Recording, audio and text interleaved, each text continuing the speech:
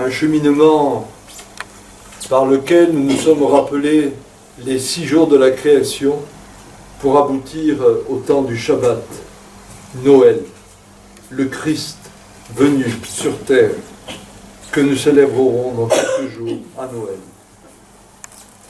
Dans les textes que nous venons de réentendre ce matin, en fait, la liturgie nous invite à reméditer une fois encore ce grand mystère du Seigneur qui sera à la fois incarné, autrement dit appartenant à notre humanité, et pourtant étant aussi de nature divine. Et cette double nature est possible grâce à la Vierge Marie, celle qui va accueillir cette bonne nouvelle. Ceci était déjà annoncé dans les Écritures et on entend le prophète Isaïe le dire. Un signe sera donné, la jeune femme est enceinte et elle enfantera un fils. On l'appellera Emmanuel.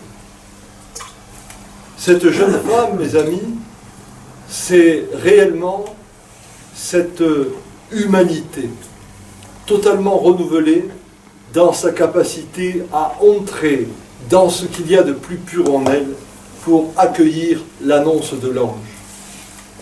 Cette jeune femme, c'est cette humanité nouvelle qui préfigure le temps de l'Église, le temps de celles et ceux qui, marqués par le signe du Christ au baptême, vont constituer donc ces hommes, ces femmes purifiés dans le Christ et qui seront capables à leur tour d'accueillir l'annonce qui leur est faite. Oui, Marie en cela est réellement la préfiguration de ce peuple à venir, le peuple de Dieu, le peuple des rachetés comme on le dit. Mais dans cette dimension humaine qui accueille en elle ce sauveur du monde, à partir de cette pureté, le masculin n'est pas étranger. Et voici qu'apparaît cette grande figure, celle de Joseph. Car oui, il était sans doute improbable pour un homme que d'entendre que tout à coup celle qui lui était promise pût être déjà enceinte alors qu'il ne l'avait pas visitée. Ainsi, dans cette espèce d'incroyable nouvelle pour lui, il va se laisser lui aussi toucher par l'annonce de l'ange. Ainsi, on voit que pour que le Seigneur entre dans l'humanité, il y a cette coïncidence entre l'appel de la Vierge, celle qui dira qu'il me soit fait selon ta parole, et Joseph, qui reçoit cette annonce et qui se met en mouvement. Il n'y a pas de parole chez Joseph. On ne l'entend jamais parler. Marie a très peu parlé, mais ce qui a résonné, c'est son oui. Joseph, on ne l'entend pas du tout, mais on le voit en acte. Et dans cet acte, il se met en mouvement, il se met en chemin. Il est lui-même cette préfiguration de ce que le Seigneur demandera au travers des béatitudes, heureux, c'est-à-dire mettez-vous en marche, mettez-vous en chemin.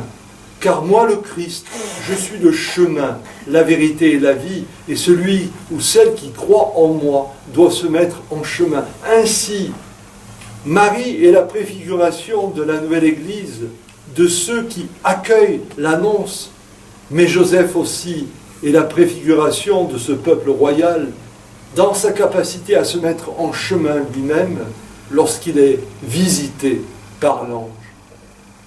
Et saint Paul, entre cette annonce qui a été faite dans le livre d'Isaïe et ces passages de l'évangile de Matthieu qui nous annoncent donc cette capacité de Joseph à se mettre en chemin, saint Paul, lui, dans son épître aux Romains, nous rappelle que réellement, la bonne nouvelle nous a été annoncée à partir de celui qui est né de la race de David. Ainsi, par Marie et par Joseph, le Christ va s'inscrire dans l'historicité, c'est-à-dire dans ce qui nous permet de nous réaliser en ce monde au travers de l'incarnation. Marie et Joseph vont permettre au Fils de Dieu d'être un homme parmi les hommes, mais pas tout à fait un homme comme nous, puisqu'il est aussi mu par le Saint-Esprit, touché par le Saint-Esprit, conçu par le Saint-Esprit.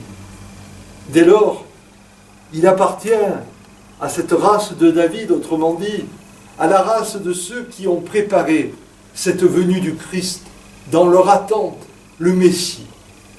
Et là, la première question qui se pose à nous alors, c'est: sommes-nous désireux du Messie comme l'était ce peuple?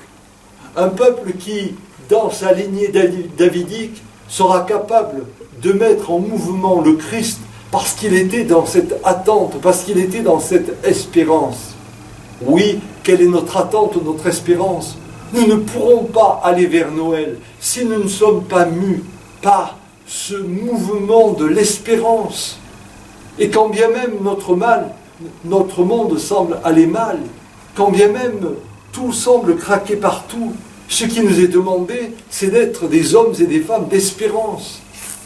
Parce que Marie, qui enfante le Sauveur, elle est la Vierge qui enfante, autrement dit, elle est la manifestation du désert au cœur duquel tout à coup fleurit cette réalité nouvelle.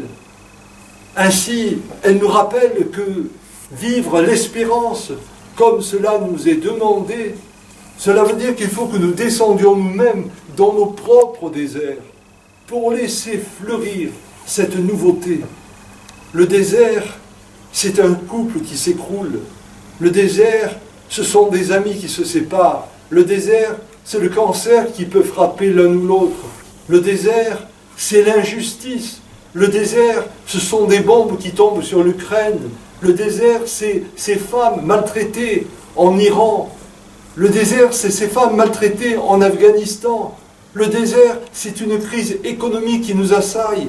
Et dans ce désert, dans ces déserts, pour autant, nous ne pouvons pas désespérer. Il nous faut être tendus dans cette espérance. Oui, Seigneur, tu viens nous sauver. Tu es déjà venu. Tu reviendras. Alors, comme Joseph, nous pourrons accueillir l'ange dans le songe, celui qui nous dit « ne crains pas ». Ne crains pas de prendre cette épouse. Ne crains pas de prendre l'épouse en toi, mon frère, ma sœur, la nouvelle humanité qui t'est proposée. Quand bien même tout va mal, ne crains pas. Ne crains pas d'être saisi dans cette nouveauté. Ainsi, tu vas pouvoir entrer en alliance, mon frère, ma sœur, et Noël. C'est vraiment ce temps de la recréation. Non pas un petit Jésus quelconque qui viendrait, mais réellement ce Christ qui vient te remettre en mouvement, une véritable recréation. Oui, mes amis, soyons dans cette joie de Noël, en ayant cette conscience d'un recommencement possible pour nous. Et entrant dans cette semaine où nous allons monter peu à peu vers Noël, posons-nous l'autre question, après celle de l'attente: qu'y aura-t-il dans ma vie à recommencer? Où va se situer la nouveauté? Dans quel repli de mon existence? Parce qu'on peut bien sûr prier pour l'Ukraine, pour l'Afghanistan, pour l'Iran, pour autre chose, mais plus concrètement, pour chacune et chacun de nous, où va se jouer cette nouveauté? Où va se jouer ce basculement? Où va se jouer cette crèche en nous qui va être illuminée, irradiée de la lumière? Oui, au cours de ces prochains jours, posons-nous cette question dans ma vie personnelle, dans ma vie conjugale, dans ma vie familiale, professionnelle, dans mes relations les plus diverses. Où, Seigneur, où vais-je entendre l'ange qui m'appelle à entendre cette bonne nouvelle? Et si nous l'entendons, alors nous serons comme les bergers dans la nuit de Noël qui sont venus se mettre à genoux pour adorer celui qui vient.